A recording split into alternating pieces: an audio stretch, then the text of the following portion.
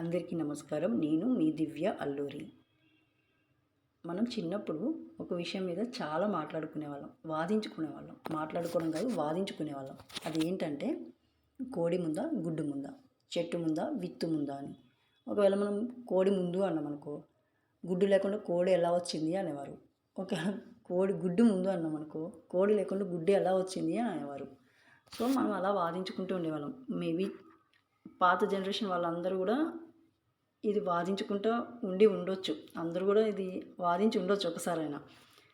కానీ ఈ జనరేషన్కి ఇంకా వాదనలు గట్టా పనిచేయవు. ఎందుకో చెప్పిన, ఆల్రెడీ జెనీవాకి సంబంధించిన జీవరసాయన శాస్త్రవేత్త చెప్పారు గుడ్డు ముందు అని. సో ఇంక ఈసారి నుంచి వీళ్ళకి ఇలాంటి ఆటలు ఆడుకోవడానికి చాయిస్ లేదన్నమాట. ఆల్రెడీ చెప్పేశారు కాబట్టి, అనౌన్స్ చేశారు కాబట్టి. కానీ వాళ్ళు చెప్పడం అంటే వాళ్ళు ఎన్నో ఎక్స్పెరిమెంట్స్ అవి ఇవి చేసి దగ్గర 2000 ఇయర్స్ నుంచి సైన్స్ డెవలప్ అయిన కాంచి కూడా ఇది మనం వాదించుతూనే, దీని గురించి వాదన జరుగుతూనే ఉంది. కానీ వాళ్ళకి ఇప్పటికీ ఆన్సర్ దొరికింది. కానీ మన పురాణాలలో ఆల్రెడీ కూడా దీని గురించి ఉంది. అదేంటి, బ్రహ్మాండ పురాణంలో భూమి ఎలా ఉద్భవించింది, ఎవ్రీథింగ్ అందులో ఉంటుంది.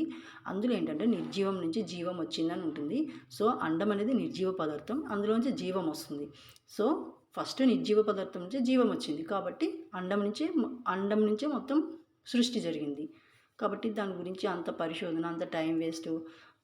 ఈ సైంటిస్టులు ఏంటంటే మన పురాలని వాటిని వీటిని నమ్మరు. ఏదో ఎక్స్పెరిమెంట్ చేస్తారు, టైం వేస్ట్ చేసుకుంటారు, మనీ వేస్ట్ చేస్తారు. అదేదో మన గ్రంథాల మీద మంచి పరిశోధన చేస్తే ఇవన్నీ ఎప్పుడో ప్రూఫ్ అయిపోయి ఉండే. ఇంత టైం పట్టేది కాదు,